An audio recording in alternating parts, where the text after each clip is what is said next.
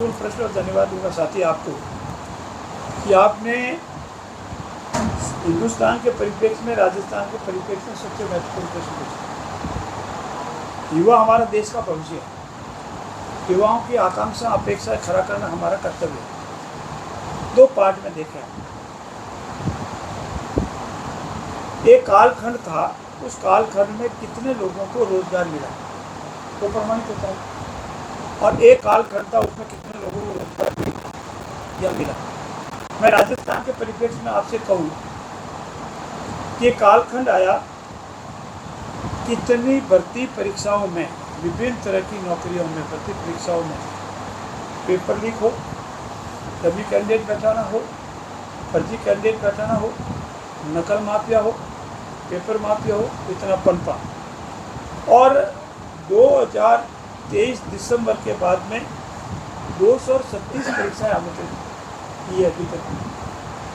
उसमें से एक भी परीक्षा जो राजस्थान सरकार द्वारा आयोजित की गई, नीट को छोड़, किसी में भी कोई तरह का संदेश, शंका ही नहीं हुआ, संदेह ही नहीं हुआ कि परीक्षा में इस तरह का कोई हुआ।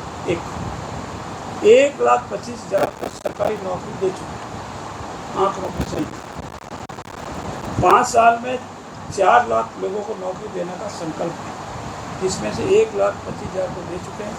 1,35,000 को आने वाले 6 महीने के अंदर जो हमारे पाइपलाइन में उसको मिल जाएगी।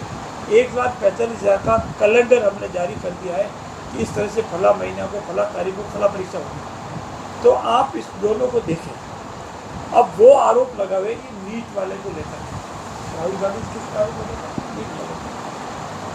नीट का किस तरह से हुआ, उनके कालखंड में हुआ। जैसे ही पता लगा, बिना विलंब किए तुरंत एक विश्व स्तरीय संगठन का पुलिस का एसआईटी गठित की, उसकी जांच दी, सीबीआई को जांच दी, सीबीआई ने जांच की।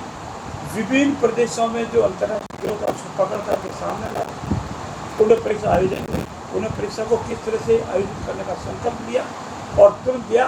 इस पर कांग्रेस एक शब्द नहीं बोलती है, और वो अपने कालखंड की एक परीक्षा बता दे जिस पर कोई संदेह नहीं हुआ हो। इसीलिए नकारात्मक भाव रख करके सिर्फ नकारात्मक फैलाना बहुत आसान है, लेकिन सकारात्मक भाव रख के तथ्यों के साथ, प्रामाणिकता के साथ बोलना बहुत गलत बात होती है। इसलिए राहुल गांधी जी के पास सिवाय जब भी देश में आया तो विदेश में जाकर के यात्राएं करना, आराम करना, ऐशो आराम करना भी है, वो देशवासियों को कुछ भी देने की स्थिति में नहीं है। और जो देश के 140 करोड़ देशवासियों द्वारा निश्चित प्रधानमंत्री को इस भाषा में पुकारते हैं, वो ऐसे कहने के अधिकारी नहीं है। और जो काश के मकान में रहते हैं वो दूसरों के मकान पर पत्थर। सर, जल जीवन मिशन को लेकर जिस तरीके से हर घर नल और जल पहुंचाने की बातें की जा रही है, और अच्छी स्कीम भी है, लेकिन अपने क्षेत्र में पश्चिमी राजस्थान में देखें तो अभी भी कोसों दूर है लोग नल जल से। ये भी सबसे ज्वलंत मुद्दा है राजस्थान का, स्पेशली राजस्थान। अन्य प्रदेशों में ये मुद्दा नहीं है। जल जीवन मिशन में पहले हमारे यहाँ अपने ही क्षेत्र के आधुनिक गजेंद्र सिंह शेखावत जल शक्ति मंत्री, उन्होंने जितनी राशि राजस्थान को सामान्य कानून के तहत अलॉट होनी चाहिए थी, उससे अधिक राशि अलॉट की अपने मंत्रालय भवन का उपयोग करते हुए नियमों के अनुसार। लेकिन तत्कालीन कांग्रेस सरकार ने जानबूझकर इसको लटकाया, इसको लागू नहीं होने दिया, भटकाया। कारण जो हमको समझ में आया, जो आम जनता को समझ में आया कि इसका क्रेडिट अगर हर घर नल से जल पहुँच गया तो इसका क्रेडिट प्रधानमंत्री नरेंद्र मोदी जी को मिल जाएगा। और फिर लटकाया भटकाया ही नहीं, लागू नहीं होने दिया। अपने क्षेत्र में तो बहुत कम लागू ही हुआ। जो हुआ वो किस तरह से हुआ, कैसे हुआ, आप सबके सामने है। अगर किसी विभाग का मंत्री और विभाग का सबसे वरिष्ठ प्रशासनिक अधिकारी ऐसे घोटालों में जेल में जावे, जमानत खारिज हो जावे और मामला जुडिशरी के समझ विचारा दी हो, तो साथी अब अनुमान लगाओ उस योजना का क्या होगा। उनके किए हुए कर्मों का परिणाम हमारी जनता और हम भोग रहे हैं। मैं स्वीकार करता हूँ इस बात को कि जल जीवन मिशन में जो उन्होंने घोटाले किए, गलत काम किए, जिससे पश्चिमी राजस्थान और राजस्थान की जनता पेयजल को लेकर के त्रयी हो रही है। अगर ये समय पर लागू हो जाता तो नहीं होता, पर मैं धन्यवाद दूँ जो आप सबकी मार्फत प्रधानमंत्री जी को, इन्होंने इसकी तारीख आगे बढ़ाई, एक्स्ट्रा 800 करोड़ की राशि और स्वीकृत की। और राजस्थान को यह है कि आप जैसा भी आप करना, आप पुनः सर्वे करो, जो करो, और उसको हमारा जो संकल्प है हर घर को जल से उसका पूरा। सर, नर्मदा को लेकर कई जगह मांग भी है, और पिछले दिनों मुख्यमंत्री जी ने भाषण में कहा था कि हम नर्मदा की इस योजना को आगे बढ़ाना चाह रहे हैं। क्या बालोतरा और आसपास का क्षेत्र भी इससे लाभान्वित होगा? इसके लिए मैं धन्यवाद दूंगा अमित सिंह जी और अरुण जी को कि वो पूरा प्रयास कर रहे हैं, हम सब भी प्रयास कर रहे हैं। इस स्तर पर, इस स्टेज पर इतना ही कहूँगा कि ये इस जनता की मांग है, नियम और कायदे से इसका भी कोई न कोई परिणाम अवश्य निकलेगा। सर, जोधपुर, पाली और बालोतरा के उद्योग पर संकट ये प्रश्न आज के सब परिप्रेक्ष्य में सबसे महत्वपूर्ण है। इसको दो भाग में समझना पड़ेगा। जोजरी भी है, लूणी भी है और मानी नदी भी है। अभी जो एक्शन प्लान माननीय सर्वोच्च न्यायालय ने जो संज्ञान लिया, स्वतः संज्ञान लिया, और चूँकि जब मामला न्यायालय में विचाराधीन होता है तो उस पर थोड़ा सा हमारी टिप्पणी भी उसी मर्यादित हो जाती है। दो तरह की इंडस्ट्री है, एक है टेक्सटाइल इंडस्ट्री, एक है स्टेनलेस इंडस्ट्री। स्टेनलेस इंडस्ट्री का ही कहना है कि हमारा कोई भी डिस्चार्ज जो होता है वो पोल्यूटेड नहीं है।